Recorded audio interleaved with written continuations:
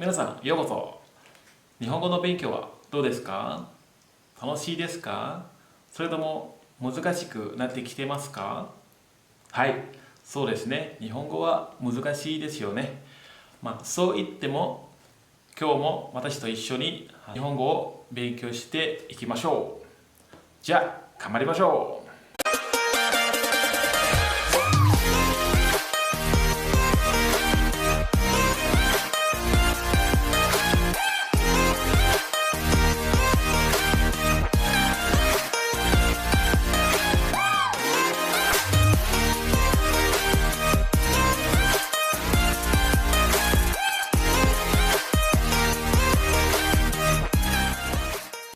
今日のテーマは何でしょう? Kita hari ini adalah karena ada beberapa teman yang merequest kepada saya untuk membahas beberapa kata tanya dalam bahasa Jepang. Oke, oleh sebab itu hari ini video ini saya ingin ngebahas kata tanya dalam bahasa Jepang.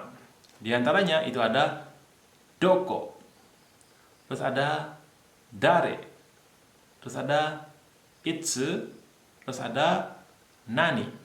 Nah, keempat kata tanya inilah yang akan kita pelajari pada kesempatan hari ini. Jadi, bagi kalian yang memang benar-benar serius ingin belajar bahasa Jepang, tetap stay tune, jangan skip, tonton video ini sampai akhir.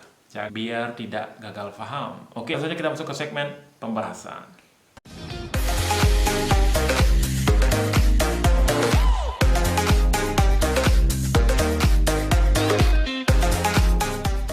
Oke, sebelum saya masuk ke segmen pembahasan, jadi sedikit saya mau jelaskan. Keempat kata tanya ini adalah cara bertanya yang sangat mendasar atau sangat basically sekali ya. Jadi ini wajib kalian ketahui ketika Anda ingin belajar bahasa Jepang. Ini wajib hukumnya Anda tahu empat kata tanya ini ya. Di antaranya itu tadi ada doko, dare, itsu, nani. Nah, ini sangat penting ya. Nah, kita akan bahas satu persatu. Nah, yang pertama yang akan kita bahas adalah doko. Doko ini digunakan untuk menanyakan tempat, letak, atau posisi dari suatu benda. Itu selalu menggunakan doko. Jadi ketika kalian ditanya oleh orang Jepang atau ketika belajar bahasa Jepang itu ditanya dengan doko, itu yang pertama yang harus kalian pikirkan adalah tempat atau posisi dari suatu benda yang ditanyakan. Misalkan itu nanti bisa orang, bisa benda, bisa tempat, dan sebagainya. Ya. Jadi ketika Anda ditanya dengan doko, jangan bingung. Pikirkan satu, tempat atau letak atau posisi dari benda tersebut. Oke, kita akan masuk ke contoh kalimat. Mungkin dengan kalimat akan lebih mudah untuk dipahami. Oke, kita akan mencoba membuat sebuah kalimat dengan menggunakan kata tanya doko. Yang pertama yang harus kalian ingat adalah pola kalimatnya sangat simpel. Jadi saya memang ajarkan memang yang simpel saja dulu. Yang pertama itu pola kalimatnya adalah kata benda, partikelnya wa, doko desu ka. Ya, kata benda plus partikel wa plus doko desu ka. Oke, kita terapkan. Jadi kosakata yang pertama yang akan kita gunakan adalah kuruma. Kuruma yang artinya mobil. Mobil. Oke, kita langsung saja rangkai menjadi sebuah kalimat. Kuruma wa doko desu ka? Kuruma wa doko desu ka? Kuruma wa doko desu ka? Mobilnya di mana? Mobilnya di mana? Caranya menjawab ya, cara menjawab tolong diingat. Kuruma wa chusajo ni arimasu. Kuruma wa chusajo ni arimasu. Kuruma wa chusajo desu juga bisa, simpel saja. Jadi kalau mau simpel lagi jawabannya chusajo desu. Jadi sangat simpel ya. Jadi kalau misalkan kalian hanya untuk belajar ngomong saja, tidak usah bingung, tidak usah terlalu rumit memikirkan yang namanya pola kalimatnya. Jadi jawaban simpelnya adalah kuruma wa doko desu ka? Chusajo desu. Chusajo desu. Atau chusajo ni arimasu. Chusajo ni arimasu. Ada di parkiran. Simpel ya. Oke, kalimat yang kedua. Kalimat yang kedua kita akan menggunakan nama orang. Nama yang akan kita gunakan adalah Yamada-san. Jadi cara bertanya adalah Yamada-san wa doko desu ka? Yamada-san wa doko desu ka? Cara menjawab Yamada-san wa jimusho ni imasu. Yamada-san wa jimusho ni imasu. Atau jimusho desu. Yamada-san wa doko desu ka? Jimusho desu. Simple. Nggak usah bingung-bingung ya. Ketika Anda ingin belajar kaiwa, cukup ingat yang simple-simple saja. Karena yang rumit itu hanya untuk ulangan atau di tes. Ketika ngomong, yang penting lawan Anda ngerti, cukup. Oke, kemudian yang berikutnya yang akan kita bahas adalah kata tanya untuk orang atau dare atau siapa. Oke, kita lanjut saja membuat sebuah kalimat dengan menggunakan kata tanya dare. Misalkan konteksnya seperti ini. Ano hito wa dare desu ka? Ano hito wa dare desu ka? Orang itu siapa? Jadi ketika Anda penasaran dengan seseorang, mungkin baru pertama kali melihat, ingin tahu orang itu siapa, bisa menggunakan pola ini. Ano hito wa dare desu ka? Orang itu siapa? Oke, terus yang kedua. Kalian baru pertama kali bertemu sama orang, ya, ingin tahu orang itu siapa, namanya siapa, atau ingin tahu dia itu siapa. Bisa menggunakan pola ini. Anata wa dare desu ka? Anata wa dare desu ka? Kamu siapa? Kamu siapa? Nah, seperti itu. Jadi sangat simpel, jangan terlalu rumit kalau kalian hanya ingin untuk belajar yang namanya berkomunikasi atau berbicara. Tidak usah bingung-bingung. Cuma hafalkan saja seperti apa yang saya sampaikan. Nah, yang ketiga itu ada itsu. Itsu yang artinya kapan. Kapan. Nah, di sini ketika saya bilang kapan, mungkin sudah ada di benak kalian bagaimana cara menjawab ketika Anda ditanya dengan itsu. Apa jawabannya? Iya, waktu. Waktu itu bisa menit, jam, terus ada hari, minggu, bulan, tahun, dan sebagainya. Terserah kalian nanti. Atau terserah apa yang mau kalian jawab. Itu terserah kalian nanti. Jadi intinya kalau ditanya dengan itsu, itu jawabannya adalah waktu. Jangan orang, dijawab dengan orang. Itsu, jangan dijawab dengan orang ya. Jawabannya adalah waktu. Oke, langsung saja kita membuat sebuah contoh kalimat dengan menggunakan kata tanya itsu. Anata wa itsu Nihon e ikimasu ka? Anata wa itsu Nihon e ikimasu ka? Kamu kapan pergi ke Jepang? Atau kamu kapan akan pergi ke Jepang? Nah, jawabannya adalah waktu. Ingat, waktu. Misalkan waktunya adalah minggu depan. Raishu ikimasu. Raishu ikimasu. Saya akan pergi minggu depan. Raishu ikimasu. Oke, lagi satu. Anata wa itsu Indonesia ni kaerimasu ka? Anata wa itsu Indonesia ni kaerimasu ka?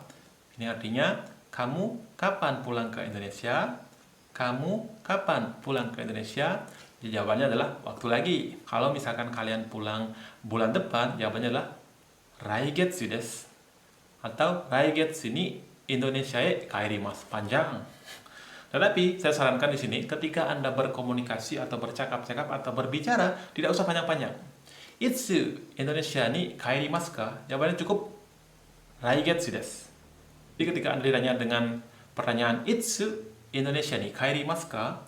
Jawabannya boleh panjang, boleh pendek, terserah kalian. Tetapi saya sarankan ketika bercakap-cakap atau berkaiwa atau berkomunikasi, cukup pendek-pendek saja. Itsu Indonesia ni kaerimasu ka? Jawabannya raigetsu desu. Atau raigetsu ni kaerimasu. Atau mau panjang lagi, raigetsu Indonesia ni kaerimasu. Panjang. Jadi terserah kalian mau pilih yang mana ketika menjawab pertanyaan itu. Yang terakhir atau yang keempat itu ada kata tanya nani, yang artinya apa. Nani ini sering digunakan untuk menanyakan, ya bisa menanyakan benda juga, atau lebih sering lagi untuk menanyakan kegiatan, aktivitas apa yang kalian lakukan. Itu nanti kita bahas lagi. Jadi intinya nani ini digunakan untuk menanyakan boleh benda, boleh kegiatan atau aktivitas. Oke, penasaran gimana contoh kalimatnya? Langsung saja kita membuat sebuah contoh kalimat. Yang pertama, ketika dia digunakan untuk menanyakan benda. Nani de gakkou e ikimasu ka? Nani de gakkou e ikimasu ka? Pergi ke sekolah dengan apa atau mengendarai apa? Jadi alat transportasi dia ditanya ya. Nani de gakkou e ikimasu ka? Pergi ke sekolah menggunakan apa? Naik apa? Nah, seperti itu. Jawabannya adalah ya, alat transportasi yang perlu Anda pikirkan. Bisa sepeda, bisa motor, bisa bus. Hari ini kita akan gunakan sepeda. Jitensha de gakkou e ikimasu. Ini jawaban panjangnya. Jitensha de gakkou e ikimasu. Jawaban pendeknya. Nani de gakkou e ikimasu ka? Jitensha desu. Jitensha desu. Simple. Nggak usah banyak-banyak. Saya selalu mengajarkan anak-anak didik saya itu untuk bercakap-cakap itu tidak usah panjang-panjang karena lawan bicaranya akan bosen. Jadi to the point aja, ya. Apa yang mau disampaikan itu saja cukup. Oke. Lagi satu. Ketika kata tanya nani ini digunakan untuk menanyakan kegiatan atau aktivitas. Itu yang akan kita buat contohnya ya. Konban, nani o shimasu ka? Konban, nani o shimasu ka? Konban, nani o shimasu ka? Boleh ada partikel wo di situ atau boleh tidak. Konban, nani shimasu ka? Yang akan kamu lakukan malam ini. Apa yang akan kamu lakukan malam ini? Misalkan jawabannya adalah hon o yomimasu. Hon o yomimasu. Membaca buku. Saya akan membaca buku. Oke, itulah tadi video atau penjelasan saya tentang beberapa kata tanya yang sangat sering digunakan dalam percakapan bahasa Jepang.